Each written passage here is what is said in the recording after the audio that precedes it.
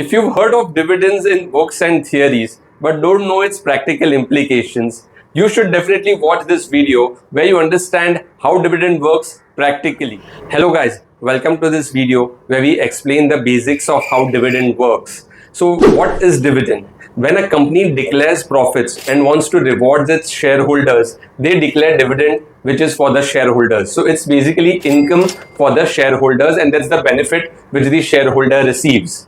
Now, when does the company declares these dividends? The company generally declares the dividends at the end of the financial year during their EGM, which is called the full and final dividend. But in between the course, also they can declare dividends, which is called as the interim dividend. So there is interim dividend as well as full and final dividend. So sometimes people ask me, ये dividend वाली companies लेनी चाहिए क्या?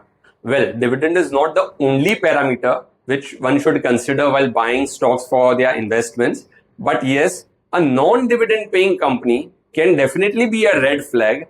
Of course, there are some exceptions. So now we come to the idea that what are those exceptions? The exceptions are when the company is in a growth stage and is expanding. At that time, if the company is utilizing the excess funds for their growth and not paying to the shareholders, then it's still fine. But if the company has no expansion plans, it's a loss-making company, or even if it's a profit-making company but not giving out dividends, that's definitely a red flag.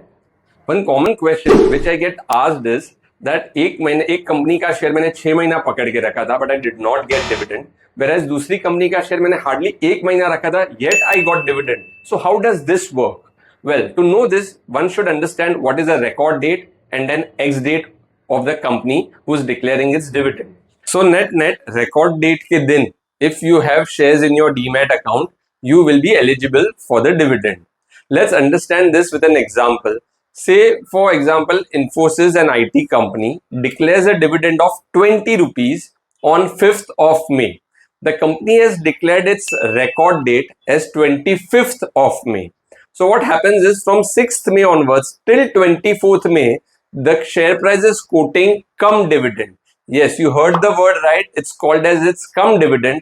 And from 25th onwards, which is the X date, it will be called as X dividend. This dividend though will not hit your bank account immediately on 25th of May, which is the X date, but the dividend will hit your bank after 1 or 2 weeks. Say in the month of June, somewhere first or second week. It depends on company to company and it varies as per company to company.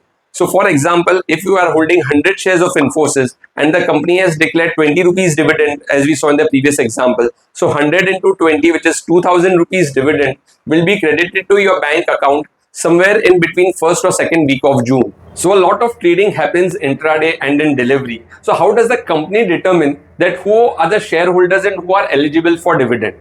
To know that, the company sets up a record date for the dividend, or record date ke din whoever are holding the shares, they are eligible for dividend. So in that example, if you have hold the shares for 6 months, but if the company's record date doesn't fall within those 6 months, then you will not receive any dividend. But if sometimes you're holding just for a few days or a 1 month, but if the record date falls within that period, then you will definitely get dividend for that company. Also on the X date, the price of Infosys will quote lower by the dividend amount, that is 20 rupees, and then react to the other market news related to the company, but it will definitely open by 20 rupees lower than its previous day's close. Hope you've got a lot of clarity on how dividend works. One last nugget which I want to leave you all with is, if you can find a good dividend yield company with a relatively good profit growth and available at a reasonable PE, that is a price to earning ratio, that could definitely be a good hunt.